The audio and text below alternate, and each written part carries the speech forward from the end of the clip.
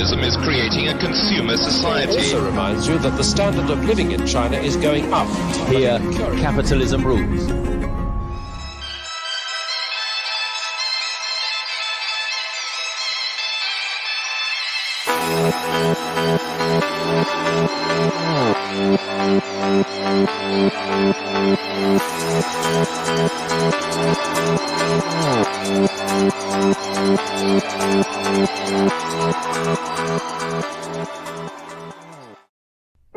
Under the dictatorship of Mao Zedong, communist China was plagued by death and starvation. Hundreds of millions lived in poverty.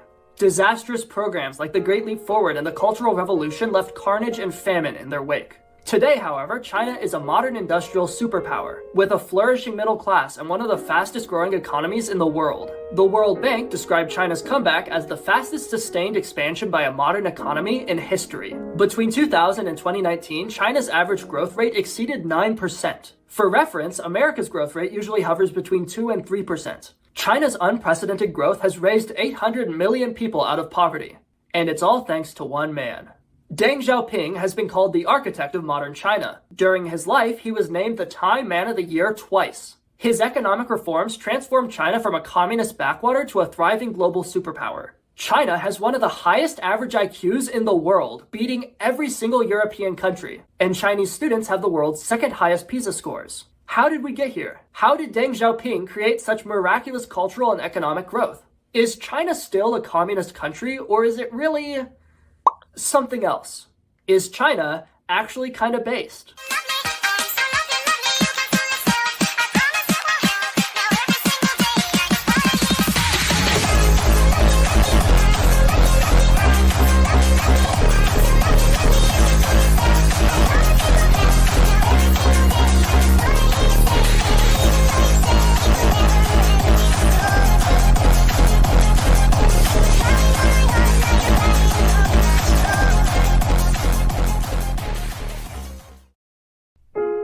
Deng Xiaoping was born in the Chinese province of Sichuan in 1904. When he was only 15, his parents sent him to France to study abroad. The night before his ship set out, Deng's father took him aside and asked him what he hoped to learn in France. As the story goes, Deng replied that he hoped to learn knowledge and truth from the West in order to save China. When Deng returned from school in 1927, he found China embroiled in a civil war, and he joined the nationalist army of Feng Yuzheng. Now that's an important detail because Deng would eventually become the leader of the Chinese Communist Party. But was he ever really a communist? Historian Mobo Gao argues that Deng Xiaoping and many like him were not really Marxists. They were primarily nationalists, and they participated in the Communist Revolution because that was the only viable route they could find to Chinese nationalism. In A Place in the Sun, political scientist A. James Gregor argues that Deng remained, throughout his career, a staunch nationalist, motivated by a sense of national pride and a deep desire for China to reclaim its glorious past after a century of defeat and subjugation. Originally, the Chinese communists were working together with the Chinese nationalists, but sadly the ideological divides were just too deep. Deng Xiaoping did everything he could to save the alliance, but the two factions broke into civil war. When the nationalists tried to kill Deng, he threw his hat in with Mao Zedong and the Red Army. Over the next 20 years, Deng served in the grueling, brutal Chinese Civil War. At one point, he spent a year living with monks in the Wutai Mountains. At another point, his wife left him for one of his political opponents. That's gotta hurt. But eventually, the communists won, the nationalists retreated to Taiwan, and Deng Xiaoping rose to power as the Secretary General of the CCP. And this is where things get interesting. In 1958, Mao Zedong launched the disastrous Great Leap Forward, a failed attempt to industrialize China that caused mass starvations and famine and killed millions of people. According to Deng, their blood was on Mao's hands. Mao was a radical, a zealot, an idealist. Deng Xiaoping was cautious and pragmatic. His philosophy was that China must cross the river by feeling the stones, rather than diving headfirst into overly ambitious projects like the Great Leap Forward. At the National Congress of the CCP, Deng called for removing all references to Mao Zedong thought from the party laws. Mao could see his power and prestige slowly slipping away. So, in 1966, he took his revenge.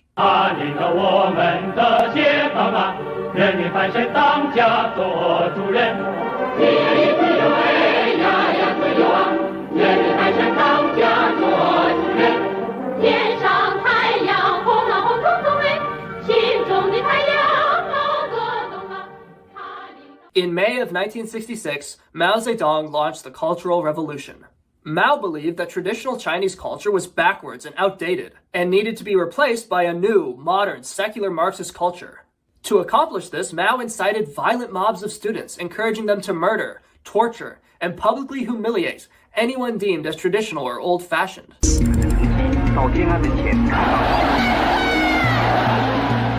Mao's Red Guards declared war on religion. They tore up tombs, they smashed artifacts, they destroyed libraries of ancient texts. They looted churches and temples. Tibetan monks were forced to destroy their own monasteries at gunpoint. Even cats were targeted. Having a pet cat was seen as a symbol of bourgeois decadence. So it was a common sight to see dead cats on the side of the road, their paws tied together. In one particularly gruesome episode, right-wingers were murdered, cooked, and eaten in communal banquets of human flesh. Mao declared that the party had been infiltrated by right-wing capitalists, and he pointed to Deng Xiaoping as the ringleader. Deng was exiled to the countryside and forced to work in a factory. Deng's family was attacked by the Red Guards, and his oldest son was locked up, tortured, and thrown out the window of a 4-story building, which paralyzed him for life. I'm sure that Deng Xiaoping wanted to kill Mao, but instead he bided his time, planning his revenge in silence. In 1971, he wrote a letter to Mao saying he had learned his lesson. He repented for having capitalist thoughts in his heart and asked if he could return from exile to serve the party like a good little boy to make up for his sins. Surprisingly, Mao allowed him to return and made him vice chairman of the party. But the Cultural Revolution was not yet over.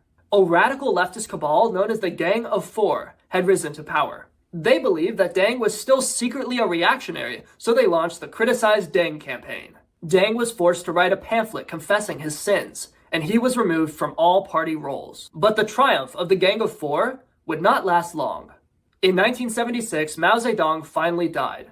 His successor, Hua Gofeng, knew that the radical Gang of Four would stop at nothing to gain control of China. So, shortly after midnight, on October 6, 1976, an emergency session of the Politburo was declared. The Gang of Four was summoned to participate. As they passed through the swinging doors into the Great Hall of the People, they were surrounded by Gofeng's men, arrested, and led away in handcuffs. All across China, in the middle of the night, the supporters of the Gang of Four were rounded up and locked away. It was quiet, cold, and efficient. Mao's wife, the leader of the Gang of Four, was sentenced to life in prison for her role in the Cultural Revolution. In 1991, on the eve of the 25th anniversary of the Cultural Revolution, she committed suicide. Maoism was dead.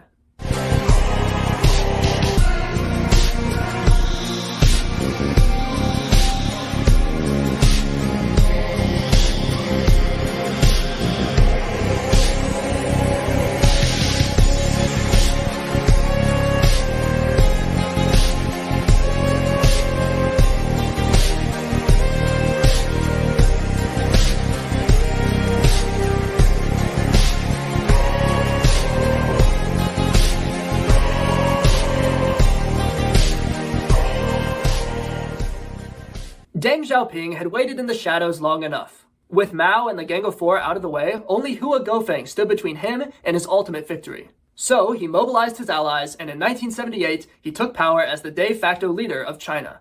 However, Deng did not kill Gofeng, or exile him, or abuse him in any way. In fact, Gofeng was allowed to remain on the Central Committee, and later to retire quietly. This set a new precedent. Changes in China's leadership would no longer be bloody. They would be peaceful, civilized, and orderly. In 1981, Deng's new government publicly condemned the Cultural Revolution, declaring it responsible for the most severe setback and the heaviest losses suffered by the people, the country, and the party since the founding of the People's Republic. According to A. James Gregor, Deng was to renounce almost the entire legacy of Mao. That legacy was identified and deplored as leftist.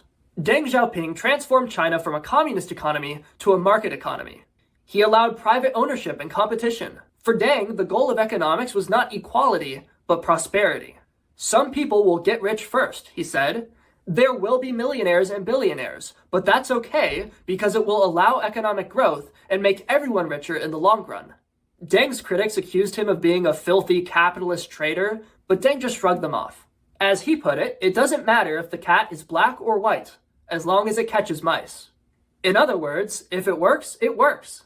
Before Deng, China's economy had an average growth of 6% a year. After Deng's reforms, the average growth was over 9% a year. In peak years, the economy grew more than 13%. This growth was not just a historical anomaly, it was specifically caused by Deng's reforms. Scholar Wang Zhang compared different Chinese provinces and found that, on average, the more market-oriented reform a province had done, the higher economic growth it had achieved. The legacy of Deng Xiaoping can be summed up in a single sentence. China is no longer Marxist. It might still pay lip service to Mao and to communist principles, it might have some government-run industries, but beneath the red banners, China is a fundamentally right-wing country. 祝愿世界和平美好，幸福安宁。祝愿大家新年快乐，皆得所愿。谢谢。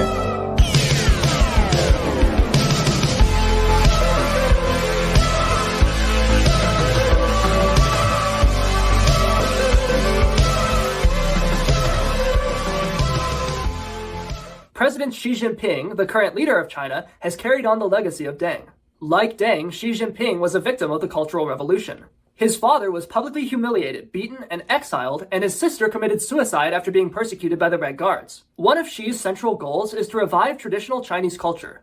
Students are being taught traditional calligraphy. School books are being revised to include ancient texts about respect for elders and traditional moral values. Under Mao, Confucius was seen as feudal nonsense, a symbol of patriarchy and outdated traditions. Today, it is Mao that is outdated. The Little Red Book has been replaced by the Analects of Confucius. China gets a lot of hate from environmentalists for creating so much pollution, and while it is true that China produces more emissions than any other country, that's also not really fair. China is the second most populated country in the world with a population of over 1 billion. Of course they're going to produce a lot of pollution.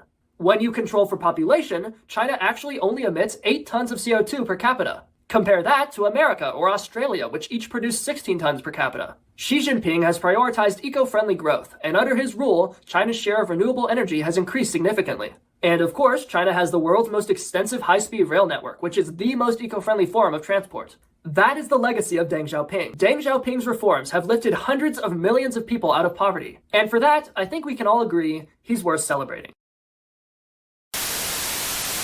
These are exciting times. The channel is growing. People are waking up. The masses are becoming Arthur Greenwood pilled. But we still have a long way to go. My last channel was demonetized, and they might do the exact same thing to this one. So, if you like what I do and you want to help me out, if you want to help my channel grow, there are 4 things you can do. 1. Leave a comment. Just say anything, literally anything, and that will be a huge help for the algorithm. 2. Send the video to a friend. I know you have some normie friend who needs to hear this. 4. Most importantly, consider joining my Patreon. You'll also get to join our members-only Discord server where you can talk with me and the boys about life and politics and history. It's a great time. We have weekly phone calls, and I have genuinely become really good friends with some of the guys in the server. Because we have to stick together, you know? It's rough out there. We need networks of highly disciplined, highly intelligent men. If you want to join my network, all it costs is $1 a month. That adds up to $12 a year, which is nothing. That's less than an hour of work. And in exchange, you get to be my friend forever.